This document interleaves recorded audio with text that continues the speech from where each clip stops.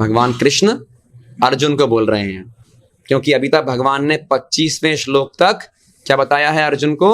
आत्मा क्या है? आत्मा अजर है, अमर है, अजन्मा है, शाश्वत है, सनातन है। करेक्ट। अब भगवान कह रहे हैं तुम्हें लगता है कि अर्जुन आत्मा अजर नहीं है, अमर नहीं है, सनातन नहीं है, अजन्मा नहीं है, मान लिया, फिर भी शोक करने का कोई कारण नहीं है। समझते हैं क्यों? तात्पर्य और ध्यान से सुनिएगा, हम चर्चा करेंगे इस पर। सदा से दार्शनिकों का ऐसा वर्ग चला आ रहा है जो बौद्धों के ही समान यह नहीं मानता कि शरीर के परे भी आत्मा का स्वतंत्र अस्तित्व है। हाँ, आपको लगेगा यहां पे क्या बताया गया? बौद्धों के समान। यस, बुद्धिज्म जो है वो एक तरह का एथिज्म है। आपका आश्चर्य होगा सुन के। यस, वो लोग आत्मा को नहीं मानते, भगवान को भी नहीं मानते, लेकिन बुद्ध को मानते हैं। तो क्या है ये जो बुद्धिज्म है ना, ये एक टेम्पररी व्यवस्था है। कैसी व्यवस्था है? हाँ, ये एक टेम्पररी व्यवस्था है, परमानेंट नहीं है ये। क्या हुआ? बुद्ध का जो आविर्भाव हुआ है वो आज से करीब 2550 वर्ष पूर्व। करेक्ट। हाँ, तो श्रीमद् भागवतम के अगर आप देखेंगे, जो श्रीमद् भागवतम का जो पहला स्कंद है ना, उस पहले स्कंद में ही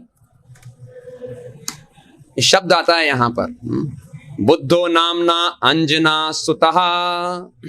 श्रीमद् भागवतम प्रथम स्कंद 3रा अध्याय श्लोक संख्या 24। श्रीमद् भागवतम कब लिखी गई थी? कब लिखी गई थी? 5000 साल पहले। किसने लिखा? कंफर्म है तो? करेक्ट। शेक्सपियर ने तो लिखा? पक्का? Thank you. वेद व्यास ने 5000 साल पहले श्रीमद् भागवतम को लिखा, और 5000 साल पहले उन्होंने किसके बारे में बताया? बुद्ध के बारे में। बुद्ध कितने साल पहले आए? हाँ, करीब 25 साल पहले आज से। तो ये भविष्यवाणी हुई कि नहीं हुई? यस और नो? हुई ना भविष्यवाणी? मतलब 5000 साल पहले उन्होंने बोल दिया कि कलयुग में 2500 वर्ष बाद कौन आएंगे? क्या है श्लोक? हाँ, श्लोक दिया गया बाकायदे। देखिए उसका आप, भागवतम कहती है, तथा कलौ संप्रवृत्ते सम्मोहाय सुरद्विषाम बुद्धो नामना अंजना सुता कीकटेषु भविष्यति। तथा कलौ संप्रवृत्ते, ये जो कलयुग है ना, इसकी शुरुआत में ही, क्योंकि कलयुग में कब आ गए थे? 25 साल शुरुआत है ना, कलयुग तो लाखों वर्षों का है। तो कलयुग में शुरुआत में ही सम्मोहाय सुरद्विषाम, वो लोग जो क्या हैं, जो कि सुरद्विषाम, सुर बोलते हैं देवताओं को या भक्तों को, जो भक्तों से द्वेष रखते हैं, ऐसे लोगों को सम्मोहाय मतलब विमोहित करने के लिए, टू बिविल्डर देम। क्या होगा? बुद्धो नामना, बुद्ध के नाम से, अंजना के पुत्र के रूप में, मां का नाम दिया देखिए आप। कीकटेषु, कहां पर होंगे? जगह का नाम दिया है Kikat, in the province of Gaya. क्या बोला? देखो कहां पर? गया प्रांत में। तब भगवान कलयुग के प्रारंभ में गया प्रांत में अंजना के पुत्र बुद्ध के रूप में अवतरित होंगे। क्या करने के लिए? उन लोगों को मोहित करने के लिए जो श्रद्धालु आस्तिकों से ईर्ष्या करते हैं। क्या हुआ? एक्चुअली शास्त्रों में पशु बलि का वर्णन है, अश्वमेध, गोमेध। तो यज्ञ में क्या होता था? यज्ञ में जो ब्राह्मण हुआ करते थे, उन ब्राह्मणों को वैदिक मंत्र परफेक्टली उच्चारण करना आता है या नहीं आता है, उसकी टेस्टिंग करने के लिए क्या करते थे? वो वैदिक उच्चारण के साथ में पशु की बलि दी जाती थी, और बलि के तुरंत बाद में क्या करते थे? वो जो पशु था, अगर परफेक्ट, ब्राह्मण क्या कर रहे हैं? परफेक्ट मंत्र का उच्चारण कर रहे हैं, इंस्टेंटली उस पशु को नया शरीर मिल जाएगा, उच्च योनि का शरीर मिल जाएगा, मानव शरीर ही मिल सकता है। सोचिए आप। करेक्ट। बहुत से लोग आते हैं ना, टीवी पे आते हैं बहुत से स्कॉलर्स, ये सनातन हिंदू धर्म में भी पशु बलि का वर्णन है। करेक्ट। तो वहां पे नहीं था कि पशु, इसलिए मांस खाने में क्या है, वहां पे भी तो पशु बलि का वर्णन है। तो ये नहीं था कि ब्राह्मण लोगों ने मंत्र का उच्चारण किया, पशु की बलि दी, बोले पका लो भाई, बढ़िया लंच करेंगे इसका।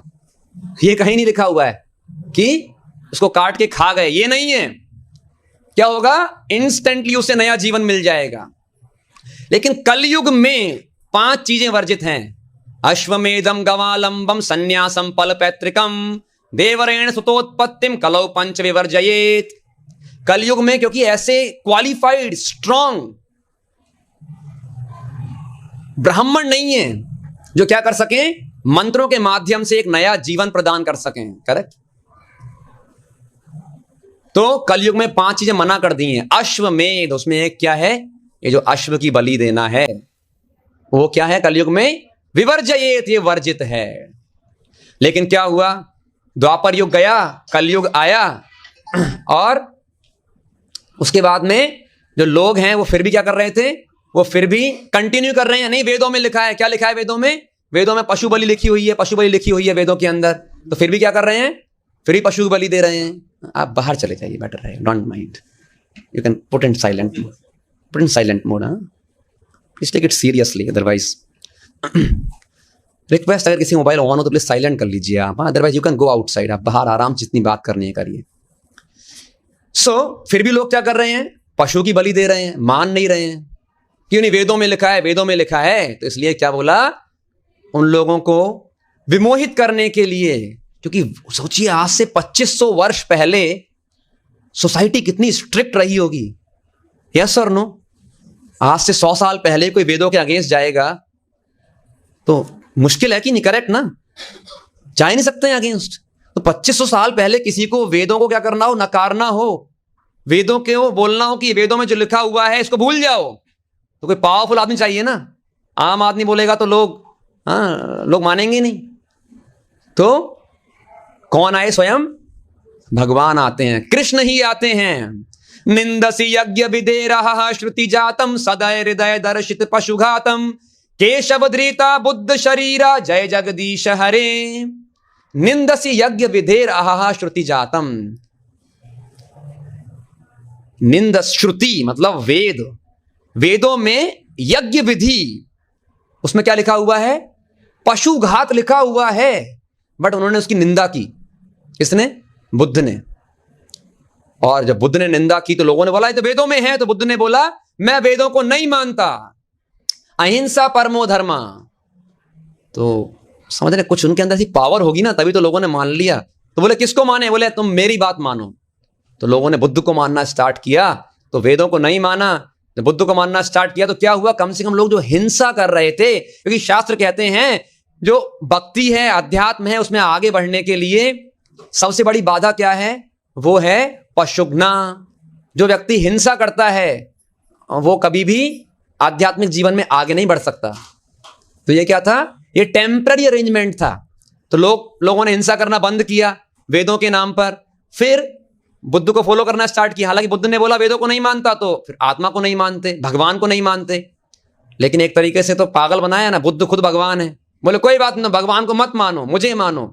और अल्टीमेटली स्वयं भगवान है ना। तो बुद्ध क्या, बौद्ध धर्म क्या कहलाया, अल्टीमेटली एक तरह का वो नास्तिकवाद है, क्योंकि वो टेम्पररी अरेंजमेंट है भाई, परमानेंट नहीं है। कम से कम पहले क्या बनो, पहले अहिंसक तो बनो। उसके बाद आए शंकराचार्य। तो शंकराचार्य ने, पूरे भारत में बुद्ध धर्म फैल गया था। जो मथुरा है ना, इसे आप देख रहे हैं आज, वहां पे जाके हम कृष्ण भगवान के मंदिर देखते हैं, वैष्णविज्म देखते हैं, नहीं था। मथुरा क्या बन गया था, बुद्धिज्म की प्रधान पीठ बन गई थी मथुरा। शंकराचार्य ने फिर झाड़ू लगा के बुद्धिज्म को बाहर फेंक दिया पूरे इंडिया के। सब जगह जाके शास्त्रार्थ किया उन्होंने बुद्धिस्ट स्कॉलर से, और प्रूफ किया कि वेद गलत नहीं है। से पूरा एक प्लान है भगवान का। उसके बाद आए फिर वैष्णव आचार्य, मध्वाचार्य, रामानुजाचार्य इत्यादि, फिर आए चैतन्य महाप्रभु। तो एक प्लान था भगवान का इस प्रकार से। तो ये क्या है, यहां पर देखिए शास्त्र कितने साइंटिफिक हैं, क्या दिया है उसमें, भविष्यवाणी दी गई है। तो मतलब ये जो बुद्ध फिलॉसफी है कि जो लोग आत्मा को नहीं मानते, प्रभुपाद जी लिख रहे हैं, ये हमेशा से रही है, बस कलयुग में इसका व्यापक प्रचार प्रसार करना पड़ा।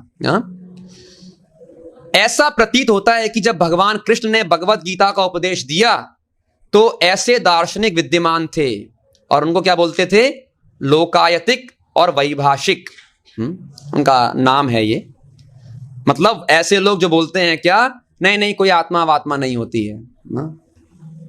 ऐसे दार्शनिकों का मत है कि जीवन के लक्षण भौतिक संयोग की एक परिपक्व अवस्था में ही घटित होते हैं। जैसे ये एथिज्म जो है ना, नास्तिकवाद, ये नया नहीं है। आजकल लोग बहुत प्राउड से बोलते हैं, you know I am an atheist, I don't believe in God.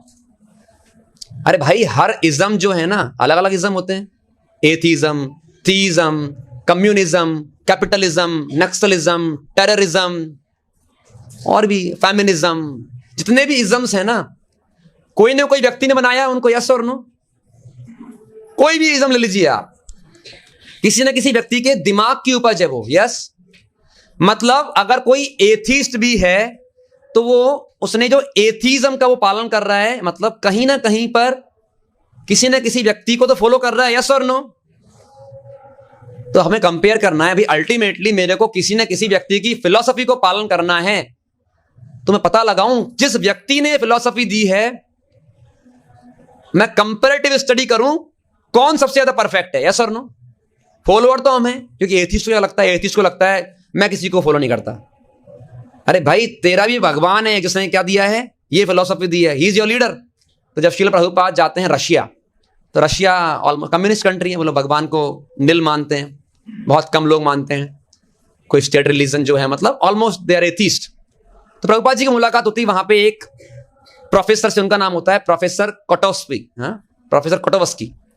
So he is in I think Moscow university, Moscow में किसी यूनिवर्सिटी में होते हैं, और वो बहुत ही एक एस्टीम पोजीशन पे होते हैं वो। तो प्रभुपाद उनको जब चर्चा करते हैं, actually he is the scholar for I think this Indology. Indology मतलब भारत में जो भी फिलॉसफी चलती है ना, हिंदू धर्म इत्यादि, उनका बहुत ज्ञान होता है। तो प्रभुपाद जब मिलते हैं तो ये कहते हैं, प्रोफेसर स्वामी जी, ये इंडिया में है ना, आप लोग कास्ट सिस्टम मानते हैं, वो करेक्ट नहीं है। प्रभुपाद कहते हैं नहीं, हम कास्ट सिस्टम नहीं मानते, हम भगवान कृष्ण के द्वारा गीता में वर्णित वर्णाश्रम सिस्टम को मानते हैं। देखिए, आपको किसी ना किसी लीडर को तो फॉलो करना ही पड़ेगा। जैसे आप रशिया में कम्युनिज्म आइडिया फॉलो करते हैं, करेक्ट, यू आर कम्युनिस्ट। तो कम्युनिज्म किसने दिया? तो उन्होंने नाम बताया कि जो भी भाई, it was Karl Marx, Lenin, कुछ लीडर बोले ना सर हमारे ये लीडर रहे हैं। तो आप भी किसी न किसी लीडर की बात मान रहे हैं, फॉलो कर रहे हैं, यस और no. So you are following Marx and Lenin, and we are following Krishna and Rama. तो कंपैरिजन कर लो दोनों में कौन परफेक्ट है। भाई लेनिन और मार्क्स, उनके पुतलों को लोग तोड़ रहे हैं आज, करेक्ट ना। और हमारे यहां पर थोड़ी ना, हम तो भगवान के मंदिर बनाते हैं, पूजा करते हैं। तो दोनों में कौन परफेक्ट है? कृष्णा ज्यादा परफेक्ट है कि लेनिन ज्यादा परफेक्ट है? सिंपल। तो किसकी आइडियोलॉजी फॉलो करनी चाहिए, कृष्णिज्म की कम्युनिज्म? कृष्णिज्म। ऊपर संग मुंह बंद हो गया, बोले बात तो सही है। सो एथिज्म भी एक इज्म ही तो है भाई, किसी न किसी व्यक्ति ने दिया है ना, तो वो व्यक्ति परफेक्ट है, कृष्णा परफेक्ट है, पता लगा लो, बस सिंपल। तो हमेशा से रहा है एथिज्म। वो चारवाक बोलते हैं ना कि ऋणम कृत्वा घृतम पिबेत यावत् जीवेत सुखम जीवेत, भस्मीभूतस्य देहस्य कुतो पुनरागमनम भवेत, ऋणम कृत्वा घृतम पिबेत, ऋणम कृत्वा घृतम पिबेत। वो कह रहा है, एथिज्म क्या बोलता है भाई, खाओ पियो और मौज करो। अरे eat drink and B Mary. कल किसने देखा है, अगला जन्म किसने देखा है? तो ये पहले भी रहा है एथिज्म, मॉडर्न नहीं है। चारवाक कहते हैं भाई ऋणम कृत्वा, मतलब आप क्या करिए, अगर रुपया नहीं है ना तो बैग बोरो स्टील, उधार लेके क्या करो, बोले घी खाओ। हाँ, क्योंकि पहले के जमाने में इतने भी खाने पीने की चीजें थी, किससे बनती थी? घी में बनती सारी, करे। हो सकता है आज के जमाने में बोलता ऋणम कृत्वा रिफाइंड, रिफाइंड पिबेत, तो समथिंग। अल्टीमेटली क्या है, आनंद करो जीवन में बोल रहा है वो। हाँ, यावत जीवे सुखम जीवेत, भाई जब तक जियो तब तक सुखपूर्वक जियो।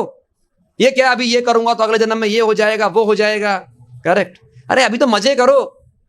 भस्मीभूतस्य देहस्य, एक बार इस शरीर में आग लगा दी, ये भस्म हो गया, तो कुतो पुनरागमनम भवेत।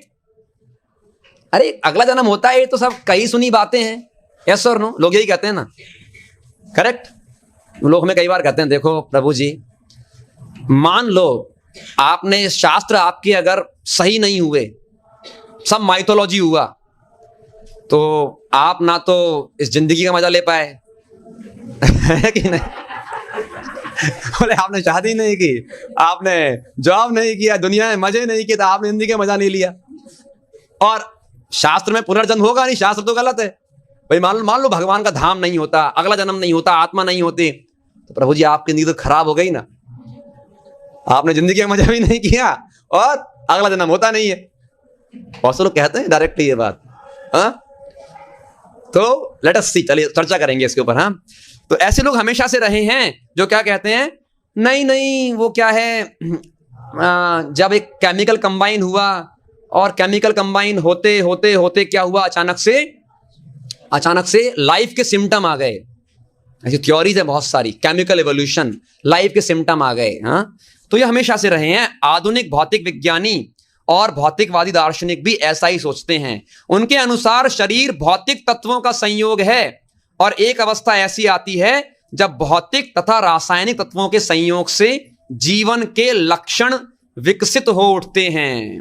प्रभुपाद जी कह रहे हैं सब जगह इसी प्रकार की फिलॉसफी का प्रचार हो रहा है। एंथ्रोपोलॉजी मतलब जो लोग स्टडी करते हैं ना, आखिर लाइफ स्टार्ट हुई कैसे, देखा है आपने, खुदाई करेंगे, उनको वहां एक बोन मिलेगी, हड्डी, करेक्ट, फिर उस बोन का कुछ कार्बन डेटिंग करेंगे, यस, फॉसिल्स, फॉसिल्स स्टडी, फिर कुछ बताएंगे नहीं लाइफ 5000 साल पहले आई है, फिर दूसरा स्टडी करेगा, बोलेगा नहीं 10,000 साल पहले आई है, फिर तीसरा कुछ और स्टडी करेगा। ऐसे लोग क्या हैं, लोग अलग अलग मत देते हैं लाइफ के बारे में। और लाइफ कैसे आई है, केमिकल से आई है, मोनोकेमिकल, बाई क्या है ना, अमीबा था वो कंबाइन हुआ, बाई केमिकल, बाई सेल बन गया, ट्राई सेल बन गया, पॉली सेल बन गया, ऐसे करते करते क्या हुआ, हम लोग अभी मनुष्य बन गए। Correct, Darwin's theory of evolution सुना है ना हमने, वो बंदर था, उछल कूद करते हुए क्या बन गया, अचानक से इंसान बन गया। तो हम क्या है, केमिकल कॉम्बिनेशन है। तो क्या हम वास्तव में केमिकल कॉम्बिनेशन है क्या? तो 20th सेंचुरी की शुरुआत में एक साइंटिस्ट है, उसने क्या किया, उसने इस पूरी ह्यूमन बॉडी को स्टडी किया, मानव शरीर को, जो आफ्टर जो होता है ना, मृत्यु के बाद पोस्टमार्टम करते हैं, उसने पूरा स्टडी किया। उसने पाया भाई मैक्सिमम तो क्या है, ये शरीर मैक्सिमम तो पानी है। क्या है, मैक्सिमम तो पानी है हमारे शरीर में। साइंटिस्ट भी कहते हैं 70% वॉटेवर 80% पानी है शरीर में। उसके बाद उसने बताया कि हमारे शरीर में यदि एक 60 पाउंड का व्यक्ति है तो उसमें 5 पाउंड कैल्शियम होगा, 1.5 पाउंड फॉस्फेट होगा, 9 आउंस ऑफ पोटेशियम होगा, 6 आउंस क्या होगा, सल्फर सोडियम होगा, 1 आउंस मैग्नीशियम होगा, कुछ आयरन होगा, कुछ कॉपर होगा, कुछ आयोडीन होगा। ऐसे उसने स्टडी किया। ये हमारे शरीर में सारे केमिकल होंगे। तो अगर इन सारे केमिकल्स को अगर हम इनकी नेट वैल्यू लें, उसने बताया हमारे शरीर में जो केमिकल्स है ना भाई, हम केमिकल का बैग ही तो हैं, सब यही मानते हैं ना। तो अगर इसकी वैल्यू लें तो कितनी वैल्यू है इसकी, पता है कितनी वैल्यू, बताइए कितनी वैल्यू होगी इस बॉडी की, कितना होगा इसका मूल्य? उसने बोला 210 रुपये। कितना है? 210 रुपये इसकी वैल्यू है। बस इतना चमका के रगड़ के एकदम, हाँ, नहाता है आदमी ऐसे, एकदम बालों में शैम्पू, करेक्ट, चेहरे पे अलग तरह की क्रीम, बॉडी पे अलग तरह का कुछ और कटिंग, हाँ, कितना। और 210 रुपये का ये हमारा शरीर है, और उस पे आपने कपड़ा कितने का पहन रखा है? 2000 का। आप समझ रहे हैं? जैसे मान लीजिए हम एक कार खरीदें, कार 10 लाख की है, और कार को कवर करने का जो कवर है ना वो 20 लाख का है। खरीदेंगे कवर को? आप खरीदेंगे क्या? बोले भाई साहब ये कार कवर 20 लाख का, नहीं लेंगे ना। सो 210 रुपये का शरीर, उस पे हम डेली 1000 रुपये खर्च कर रहे हैं। तो क्या हम वास्तव में ये 210 रुपये का केमिकल बैग है क्या? और यही वाला केमिकल बैग, इतने सारे केमिकल, ये टेबल भी तो केमिकल है, यस और नो, ये लैपटॉप भी केमिकल है, ये कैमरा भी क्या है, ये आंख ही तो है कैमरा, और क्या है, करेक्ट। ये भी एक मशीन है, ये भी एक केमिकल कॉम्बिनेशन है, हमारी आंख। बट अभी ऐसे मैंने कुछ आपको सुनाया तो कैमरा तो नहीं हंसा, बट आप सभी हंसे, करेक्ट। टेबल तो स्माइल नहीं कर रही है, करेक्ट। आप इसको चाहे शाबाशी दो, चाहे इसको थप्पड़ मारो, रोएगी क्या? नहीं रोएगी ना। पर ये वाला केमिकल बैग बड़ा अजीब है कि नहीं? कभी हंसता है, कभी रोता है, हाँ? कभी खुशी कभी गम होता है ना, हाँ? केवल इसी केमिकल बैग, प्रभुपाद जी ने एक बार, प्रभुपाद जी के पास एक विदेशी विद्वान, एक अमेरिकन व्यक्ति से बात कर रहे थे। उसने बोला, स्वामी जी ठीक है, अल्टीमेटली हम क्या हैं, वी आर ओनली मशीन ना, हम मशीन ही तो हैं। जैसे कार एक मशीन है, वो मूव करती है, ये भी एक मशीन है। तो प्रभुपाद ने बोला, देखो बिल्कुल मशीन है, लेकिन मतलब उसका कहना था कि अब साइंस ने मशीन बना ली है, रोबोट बना लिया है साइंस ने। यस और नो? तो बोले फर्क ये है इस मशीन में और उस मशीन में कि ये जो मशीन है यहां पर एक पुरुष मशीन है, एक स्त्री मशीन है, उन दोनों के कॉम्बिनेशन से एक नई मशीन उत्पन्न हो सकती है। लेकिन हम नहीं पाते कि लैपटॉप एंड डेस्कटॉप उससे पाम टॉप पैदा हो गया। Mummy I am palm top, होता है क्या? ट्रक और बस उससे टेम्पो ट्रेवलर आ गया, होता है क्या? तुम्हारे पिताजी का नाम क्या है? कि भाई टाटा ट्रक। बोले बस का नाम क्या है? क्या मम्मी का नाम क्या है? हा? होता है क्या कहीं पे? आपने कहीं और देखा है? नहीं होता है ना। तो बोले तुम ऐसी मशीन बनाओ ना। तो यहां पे हम देखते हैं कि हर मशीन को आपको सेपरेट बनाना पड़ता है। यस और नो? तो केवल ये मशीन ही ऐसे कैसे है कि female machine, male machine, unlimited number of machine आप प्रोड्यूस कर सकते हैं। यस और नो? तो कुछ तो फर्क है इस मशीन में और उस मशीन में। यस और नो? हमारी आंख भी मशीन है, ये भी एक क्या है, और एक कैमरा भी है। बट अभी हम एक मूवी देखते हैं, उसमें बहुत सैड सीन है, बहुत ना एकदम इमोशनल, तो हम रोने लग जाते हैं ना, आंखों से आंसू आ जाएंगे। अब कैमरे के सामने चाहे इमोशनल सीन हो, यस, और चाहे कोई कुछ भी हो, कुछ हुआ कैमरे को, आंसू आएंगे। बट वो भी आंख है, हमारी आंखों के सामने कुछ खराब हो रहा है, हम आंख बंद कर सकते हैं, करते हैं ना कई बार, हम नहीं देखना चाहते उसको। कैमरे कोई ऑप्शन है क्या? अच्छा हो बुरा हो सब देखता है। समझना चाहिए, इसे बोलते हैं कंपैरेटिव स्टडी। कोई कल को आपसे कह दे हाँ अरे क्या है हम लोग केमिकल बैग ही तो हैं, अरे भाई थोड़ा बुद्धि तो लगाओ। तो हम क्या हैं? अगर हम केमिकल बैग नहीं है, हाँ, तो क्या हैं हम? चलिए एक आपको उदाहरण देता हूं।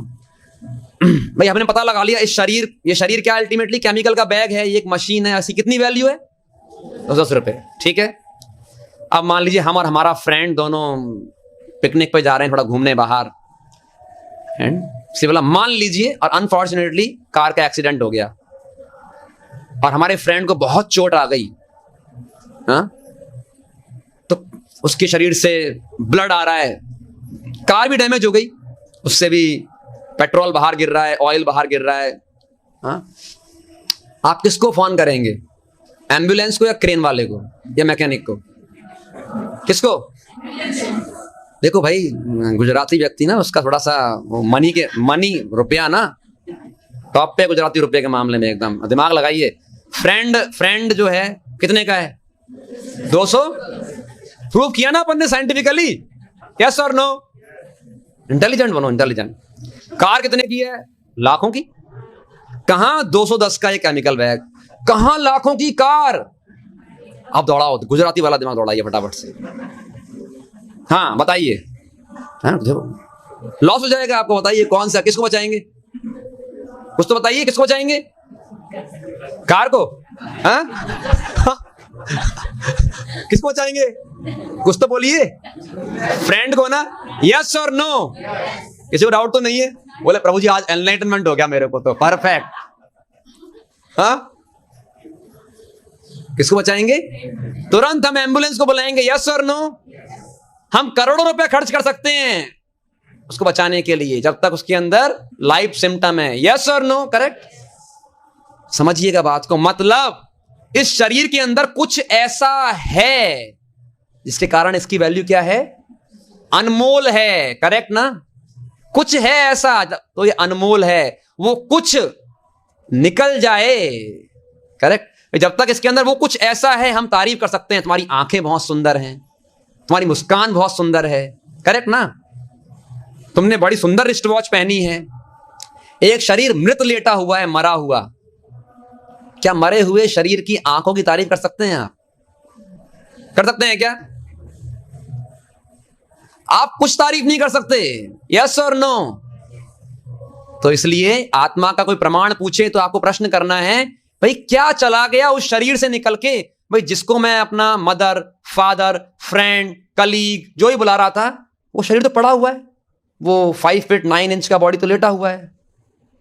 कौन चला गया निकल के इससे? कौन चला गया? हाँ, इसलिए लोग बोलते हैं ना वो मेरा फ्रेंड मुझको छोड़ के चला गया, इंग्लिश में बोलते हैं पास्ड अवे, गुजर गया। अरे भाई चला गया, कौन चला गया? वो तो यहीं पर है। इसलिए शास्त्रों ने करेक्ट बोला, ये शरीर मशीन है, यंत्र है। इसकी तुलना की है रथ से। किससे? रथ। शरीर एक रथ है जिसके ऊपर कौन बैठा हुआ है? आत्मा बैठी हुई है इसके ऊपर। कैसे धन का मालिक धनी, इस रथ का मालिक क्या कहलाता है? रथी। क्या कहलाता है? रथी। आत्मा को क्या बोला गया है? रथी या फिर देही, शरीरी। देह इसका मालिक देही, शरीर मालिक शरीरी, रथ रथी। इसलिए जब किसी की मृत्यु हो जाती है तो उस बॉडी को क्या कह के बुलाते हैं? अर्थी। सुना है कभी? अरे भाई इस रथ का रथी चला गया, अब ये रथ रथी से विहीन हो गया है, इसलिए क्या नाम है? आ प्लस रथी। भाई रथ तो पड़ा हुआ है लेकिन रथी नहीं है। समझ आया? कितना साइंटिफिक है हमारा सनातन धर्म। हमें टाइम कहाँ है, लेकिन हम तो बॉलीवुड में बिजी हैं साहब। पढ़ने को टाइम कहाँ पे है? करेक्ट। सास बहू के सीरियल, IPL में बिजी है। पढ़ता कहाँ है शास्त्र को?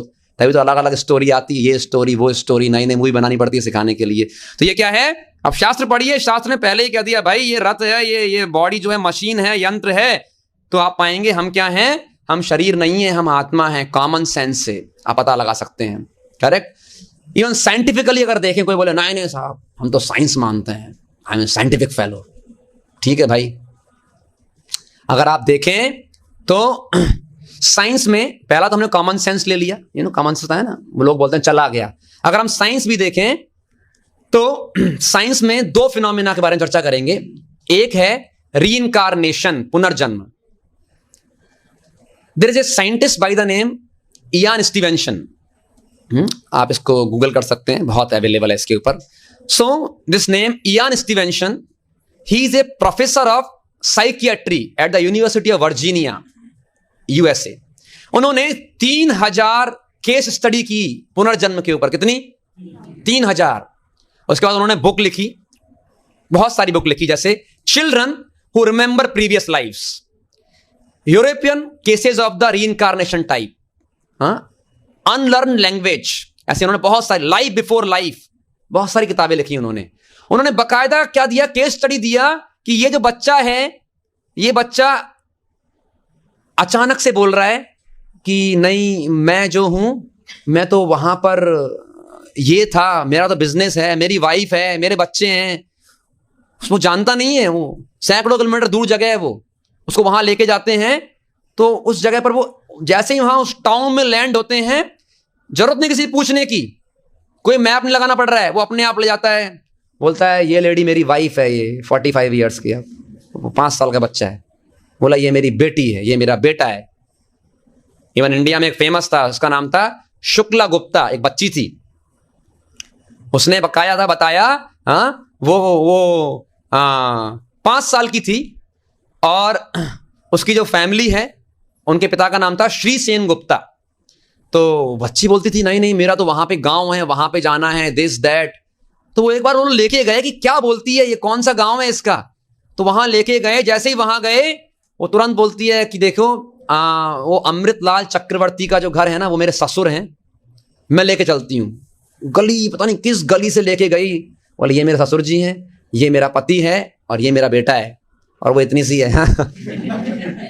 उसने सब बता दिया, सब चीजें, सारी जो बातें जो बहुत कॉन्फिडेंशियल भी होती है ना, जो केवल हस्बैंड को पता होंगी या बच्चों को पता होंगी, वो तब बताई उसने। सब लोग चौंक गए। तो अगर हम साइंस से भी देखें तो हम यहां पा रहे हैं भाई कुछ तो होगा ना, ऐसा कैसे पॉसिबल है?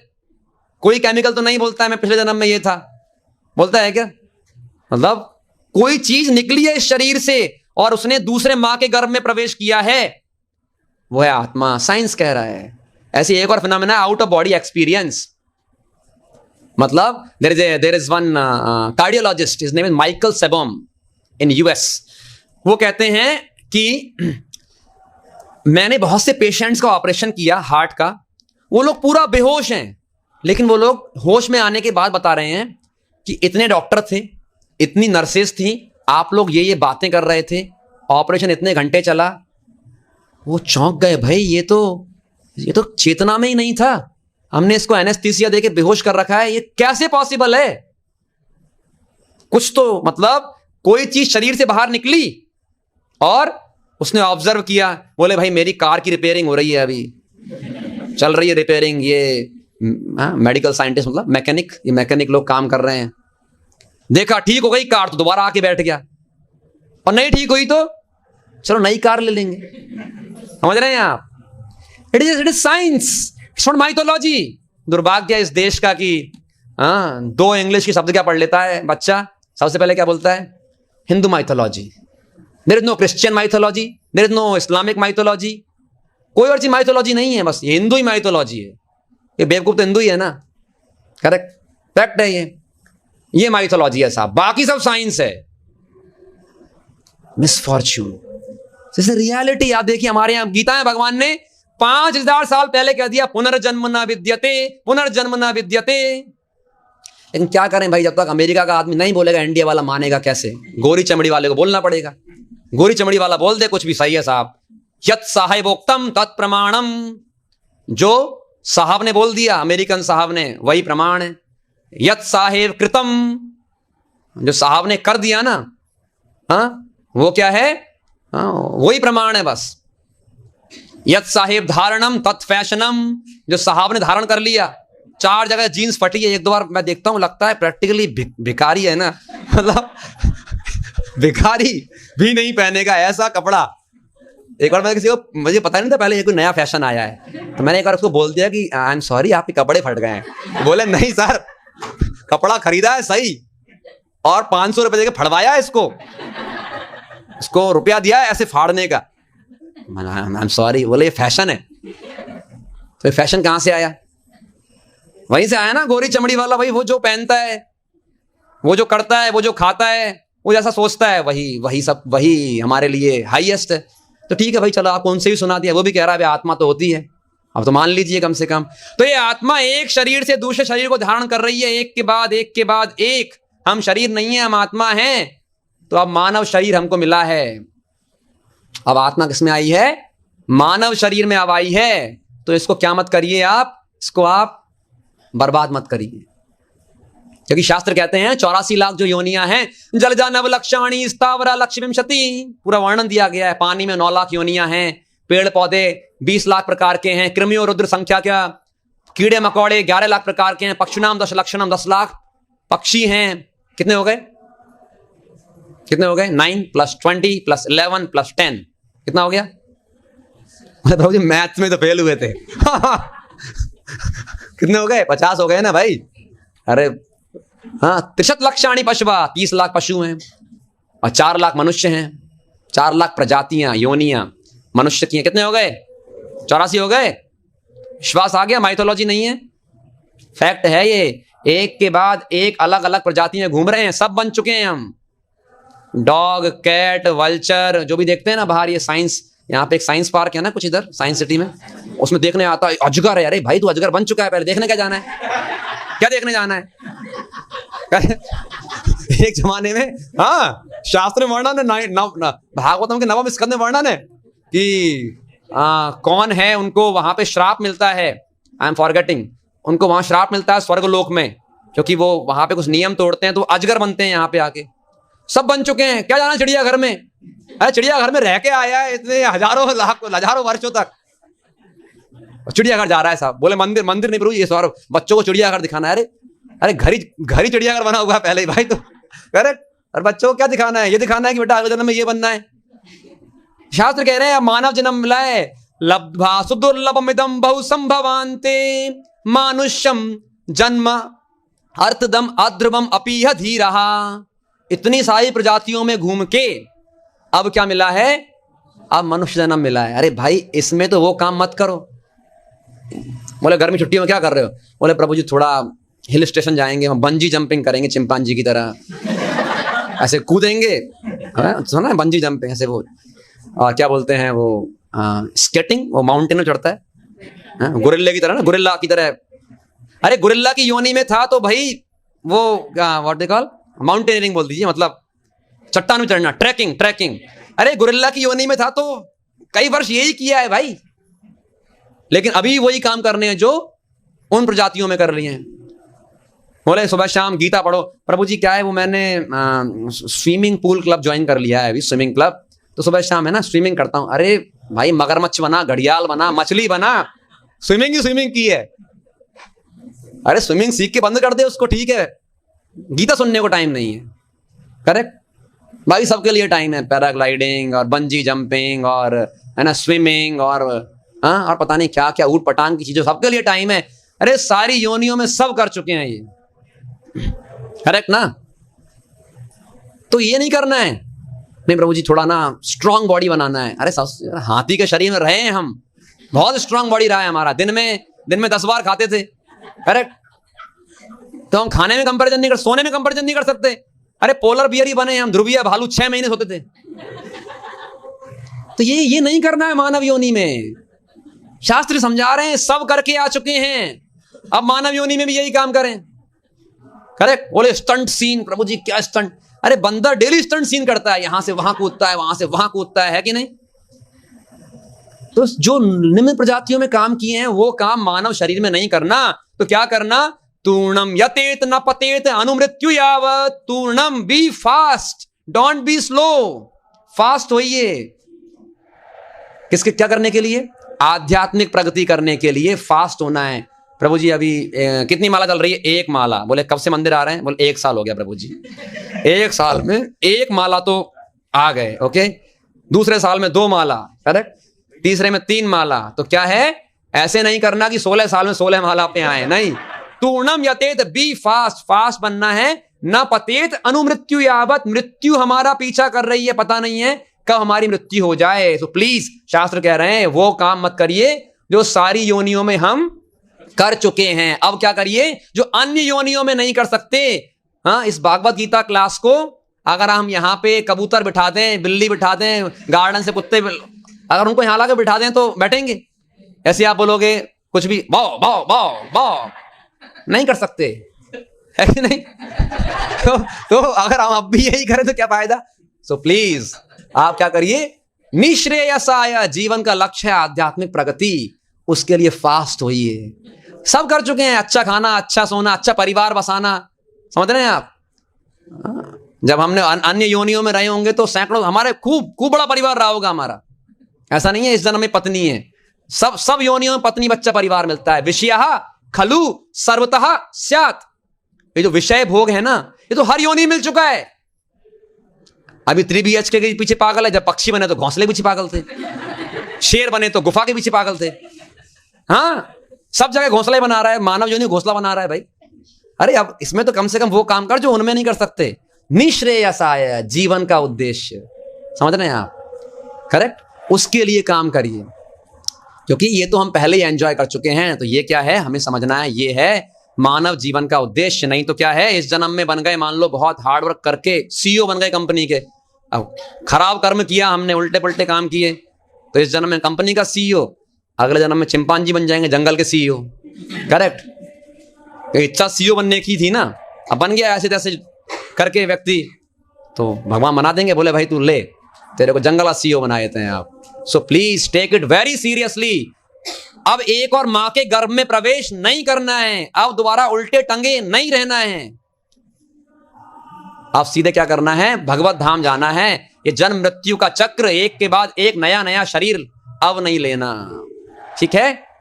हाँ, तो हमने समझा कैसे हम आत्मा हैं, हमने साइंटिफिकली समझा उसको। आत्मा भ्रमण कर रही है, प्लीज उसको रोकिए, गीता पढ़िए, भागवतम पढ़िए और हरे कृष्णा मंत्र का जप करिए।